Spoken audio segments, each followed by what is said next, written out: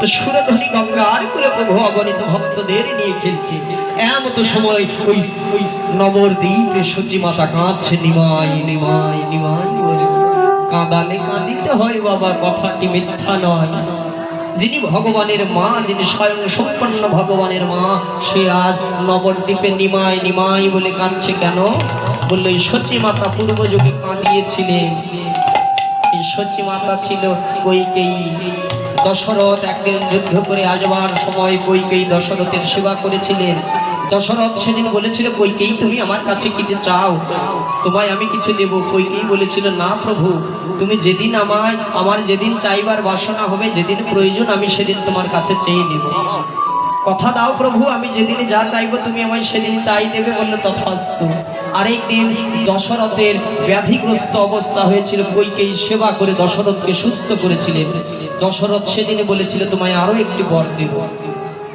কিছুদিন যাবার পর আজ দশরথ রাজ্য ঘোষণা করে দিয়েছে, আমার রাম রাজা হবে। এমত সময় কইকেয়ীর বাড়ির দাসী মন্থরা এসে কইকেয়ীর কর্ণে কুমন্থনা দিল, কইকেয়ী তোর পুত্র ভরত থাকতে রাম কেন রাজা হবে? দশরথের কাছে যা, পুরো রাজ্য যখন আলোয় সজ্জিত হয়ে থাকবে, তুই অন্ধকার বসে ঘরে ঘরে কাঁদবি। দশরথ যখন তোর কাছে আসবে, তখন সেই সময়ে তুই দুটো বর চেয়ে নিবি। পুরো রাজ্য আলোয় আলোকিত বাবা, অন্ধকার ঘরে বসে কইকেয়ী কাঁদছে। দশরথ এসে বলতে করছি, কইকেয়ী কাঁদছো কেন?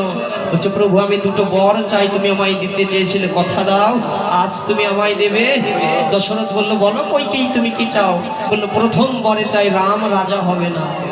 শুনিবা মাত্র দশরথ ভূমি তলে পড়ে গেল। কইকেয়ী তুমি এমন বর চেয়ে না। বললো, প্রভু আরো একটি বর রয়েছে, রামকে 14 বছরের জন্য বনবাসে যেতে হবে, আর আমার ছেলে ভরতকে রাজা করতে হবে। দশরথ এখনো বললেন না, কথা যখন দিয়েছি কথা রাখতেই হবে। বাক্য হলো ব্রহ্ম বাবা। ধনুক থেকে বাণ নিক্ষেপ করলে যেমন ধনুকের বাণ আর ফিরে আসে না, বদন থেকে বাক্য নিক্ষেপ করলে সে আর কখনো ফিরে আসে না। এই মুখের কথাতেই মানুষ হাসবে, মানুষ কাঁদবে, আবার দেখবেন দুঃখ পেয়ে নয়নের জল ফেলবে। এই জন্য সাধু হন, বৈষ্ণব হন, ভক্ত হন, মানুষ হন, আগে প্রথমে বাক্যকে ঠিক রাখতে হবে। বাক্য ব্রহ্ম। দশরথ তার এবার সন্তানকে, বড় সন্তানকে ডাকলেন, রাম। সঙ্গে সঙ্গে এসে বলছে, বলুন পিতা।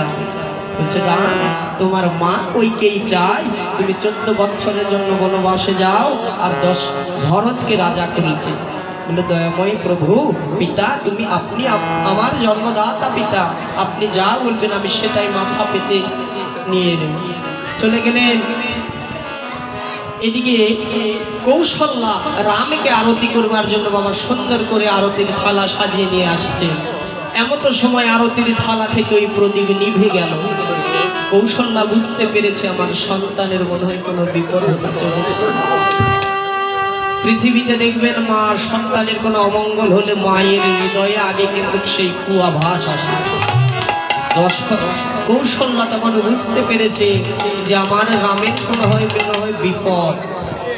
কৌশল্যা 1 পা 2 পা করে চলতে শুনতে পেলেন যে কইকেয়ী বলেছে রামকে 14 বছরের জন্য বনবাসে যেতে আর ভরতকে রাজা করতে। কৌশল্যা আর থাকতে পারলেন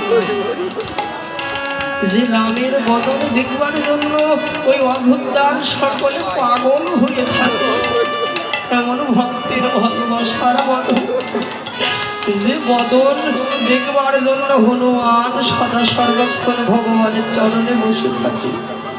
ওই ভালোবাসার বদনকে আমি হারিয়ে তো থাকতে পারবো না। ভগবান তুমি আমায় কি পরীক্ষার মধ্যে ফেলে গেলে?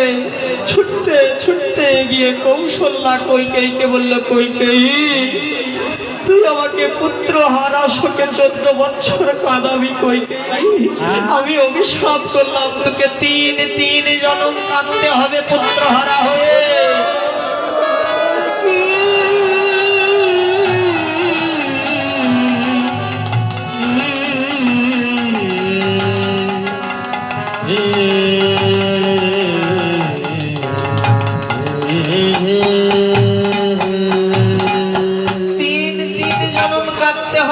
শুনিবা মাত্র কইকেয়ী এবারে ধুলায় পড়ে গেল। কৌশল্যা আমায় এত বড় অভিশাপ দিস না কৌশল। নিজের কোলের সন্তানকে হারিয়ে একটা যুগ থাকা যায় না, আর তুই আমায় এমন অভিশাপ করে দিলি, আমায় তিন জন্ম কাঁদতে হবে কৌশল। এমন অভিশাপ দিস না।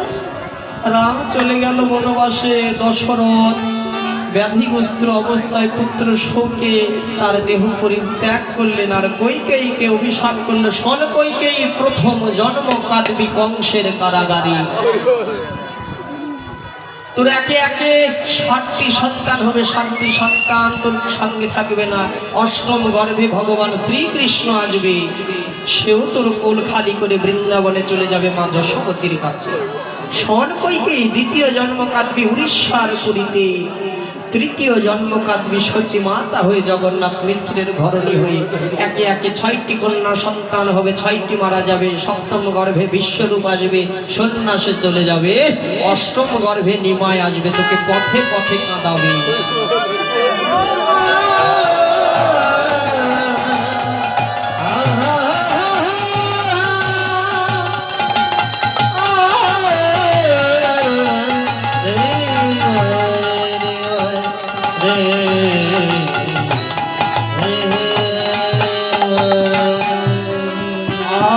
সেই সচি মাতা কাঁদছে নদী আর পথে পথে, নিমাই নিমাই নিমাই বলি।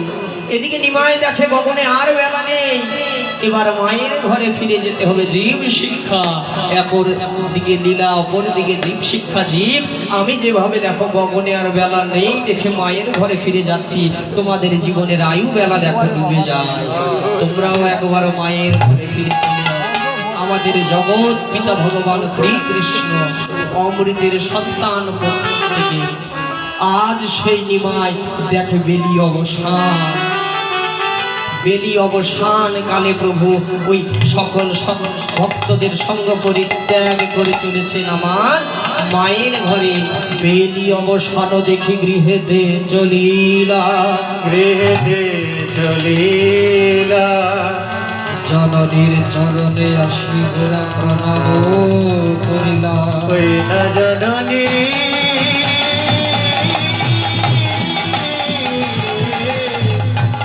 চরণে আসি প্রণাম করি।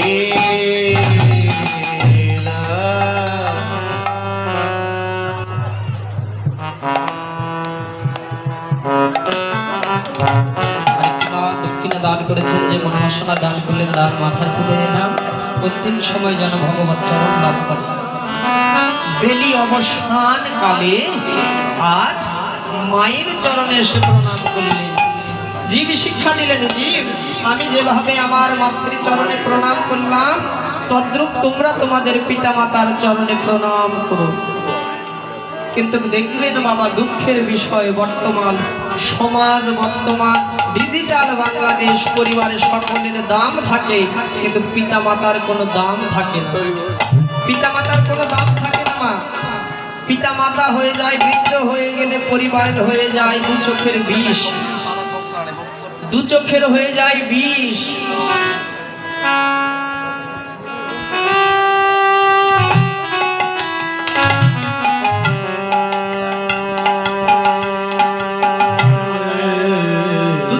বিষ হয়ে যায় বাবা।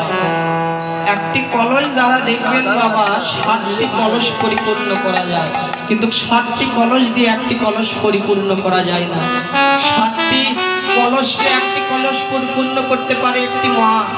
একটি মা 60টি সন্তান মানুষ করতে পারে, কিন্তু 60টি সন্তান দেখবেন একটি মায়ের অন্ন জোগাতে পারে না, একটি মাকে লালন পালন করতে পারে না। বৃদ্ধকালের পিতা মাতা কি সন্তানের কাছে কি লাখ লাখ টাকা পয়সা চায়? শুধু চায় বাবা একটু ভালো মতো আমায় একটু দেখিস, আমায় একটু সেবা করিস। কারণ আমার তার তো চলবার মতো তার তো সময় নেই। বদনে আর হরি বলতে পারি না, হরি বল বলতে গেলে হয় হবি বল। তো সচি মায়ের চরণে প্রণাম করলেন মহাপ্রভু, যে আমি যেভাবে আমার মায়ের চরণে প্রণাম করলাম, তোমরাও পিতা মাতার চরণে প্রণাম করো।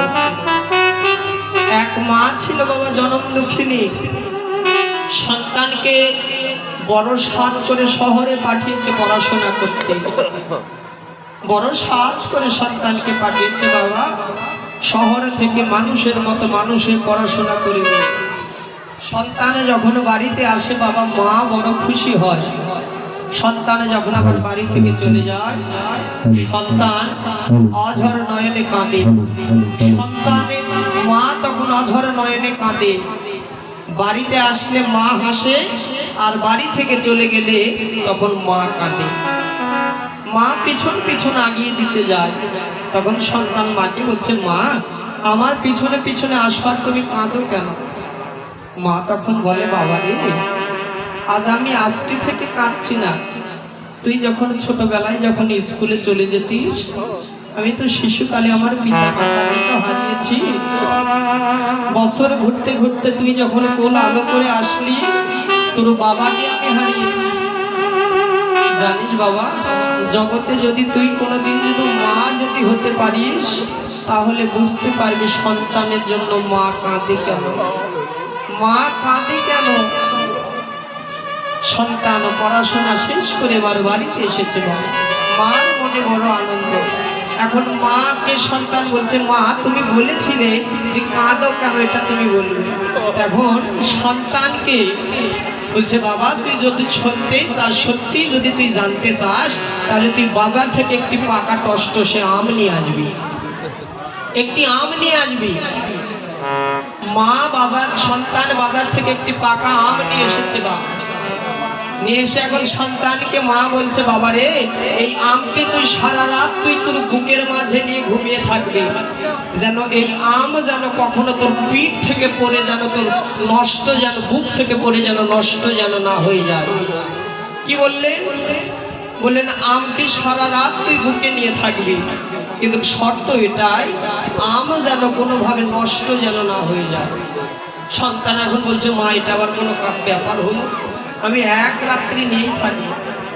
রাত্রিবেলা মা সন্তানে ঘুমিয়ে রয়েছে বুকে আম নিয়ে, সারা রাত কেটে গেল। এখন ভোরবেলা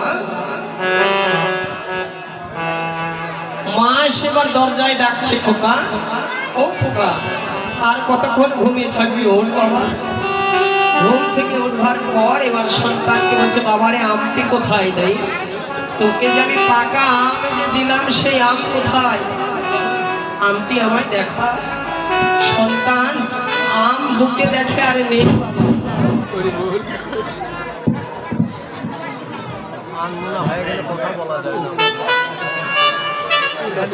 খেয়ার আম নেই।